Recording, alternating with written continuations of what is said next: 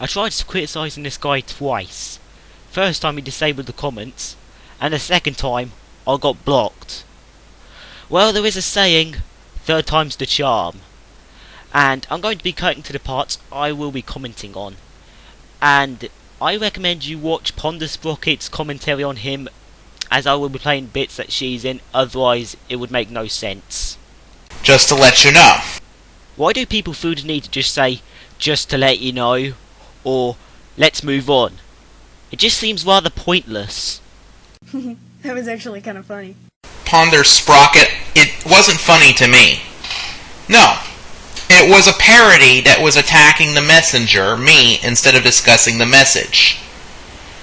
And there are some parodies that do discuss the message, not like all the individual messages in a video, which I never said that, but the underlying message of why they're doing what they're doing. Allow me to give you some examples of some parodies that are legitimate, which is the underlying message there. And these parodies on me are not discussing my message that you shouldn't spread irrational ideas, and at times are even projecting to say I'm the one who's irrational, which is called projection. It's a type of fallacious tactic where you put all your problems onto your opponent. Creation of zombies like Venom Fang X and Nephilim Free do that all the time. So that parody wasn't on my underlying message that I will not allow the spread of irrational or unfair ideas. So to you, a parody has to have a message. A parody does not have to have a message. A parody can take the piss out of a celebrity or a politician just to come off as it being funny. It can even be on me for that matter. Regardless of it being spot on or not, it can still be funny regardless. 1. Verbally attacking someone does not equate to finding their particular style of humor to be ineffective or boring. It's an opinion. Verbally attacking someone would be calling them an idiot, belittling their beliefs, lifestyle choice, appearance, etc., and would sound more like this. You're an oversensitive pseudo-intellectual who thinks his opinion is exempt from questioning and is incapable of discerning the difference between verbal abuse and parody. 2. While the message is very important, so too is the messenger. A person isn't going to listen to what you have to say if it comes off as something they're not going to enjoy sitting through. An example of this would be if they thought you were boring. That would make them less inclined to want to watch your videos because they don't find them to be entertaining enough. Congratulations, Ponder Sprocket! Your shipment of fail has been delivered. I've seen this meme since 2008.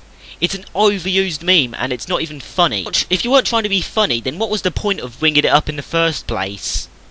Or what I have to say, because I'm one of those guys that says you need to either put up or shut up, and it's like one of my YouTube heroes, Caliper and Pizzo, who kind of choose out the Christ nuts who verbally discuss the messenger, him, instead of discussing the message.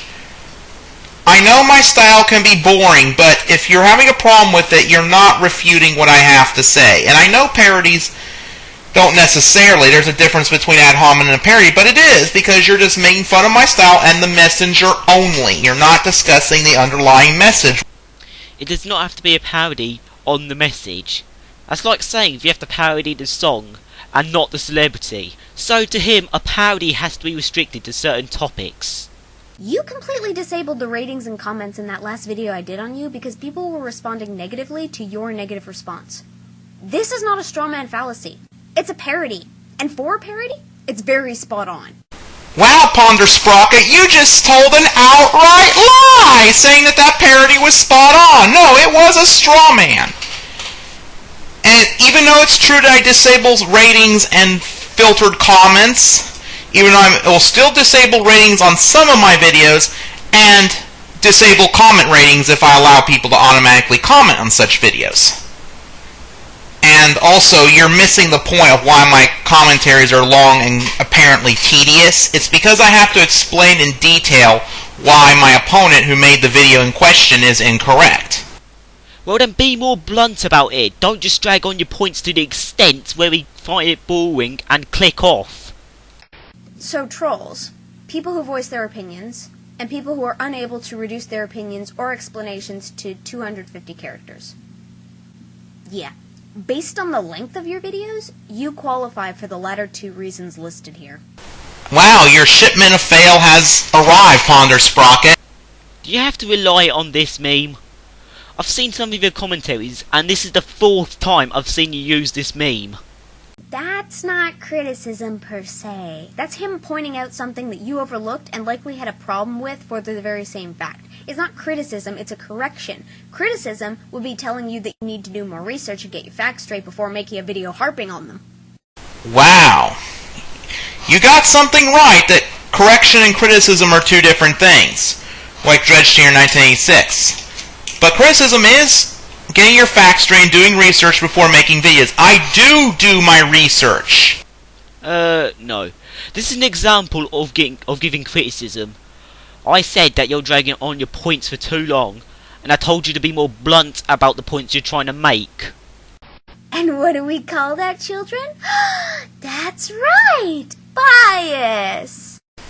There you go, taunting me, Ponder Sprocket, and from analyzing your character, you are a big bad bully. You're just teasing me and getting glee out of my pain and agony. So, it isn't bias what I was bringing up of How to Train Your Dragon. By saying It still counts as bias because you hated the movie for a reason that had nothing to do with the movie itself.